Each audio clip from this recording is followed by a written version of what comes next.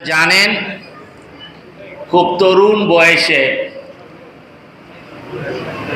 1993 সালের শেষে বাংলাদেশ জাতীয়তাবাদী ছাত্র দলের যোগদান করেন। পরবর্তীতে 1997 সালে জাতীয়তাবাদী ছাত্র দলের নারায়ণগঞ্জ জেলা শাখার সেই সম্মানিত সভাপতি পদ অলঙ্কৃত করেন। এই জাকির হোসেন খান অনেক নিপীড়িত নির্যাতিত হয়ে আজকে আমাদের মাঝে উপস্থিত। তাই আসুন, যেই নেত্রী কারা নির্যাতিত ছিল, কারাগারে আটক ছিল, ছাত্র জনতার গণবিপ্লবের মাধ্যমে 2024-এ 5ই আগস্টের পর মুক্তি লাভ করেছেন, ঠিক একইভাবে জাকির হোসেন ও কারাগারে ছিল, সেও মুক্তি লাভ করেছে। তাই আসুন, আজকে আমরা রব্বুল আলামিনের দরবারে এই পবিত্র মসজিদে আমরা দাঁড়িয়ে আমাদের দেশনেত্রী বেগম খালেদা জিয়ার জন্য 2 হাত তুলে আল্লাহর দরবারে দোয়া করব, তার হায়াত দারাজ বৃদ্ধি হোক। আমাদের প্রাণপ্রিয় ভাই আরাফাত রহমান কোকো, সে আজকে কবরবাসী, আজকে কবরবাসী, তার জন্য 2 হাত তুলে দোয়া করব।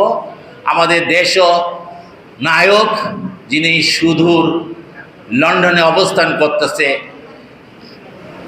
জনাব তারেক রহমান, আমাদের ভাই, বাংলাদেশে আগামীতে সে প্রধানমন্ত্রী, আমরা 2 হাত তুলে তার জন্য দোয়া করব। এখন আমাদের মাঝে বক্তব্য রাখবেন আমাদের সবচেয়ে প্রিয় ভাই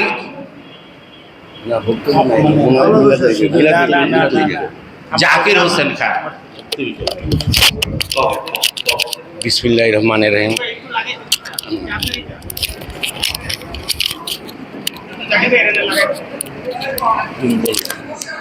বিসমিল্লাহির রহমানির রহিম। আপনারা যারা এই দরবারে উপস্থিত হয়েছেন, আমার বড় ভাই তো যা বলার বলে চলছে। আমার দেশ নেত্রী বেগম খালেদা জিয়ার জন্য এখন সবাই আমরা দোয়া মাহফিল করবো। সবাই উপস্থিতি থেকে আমার খুব ভালো লাগছে।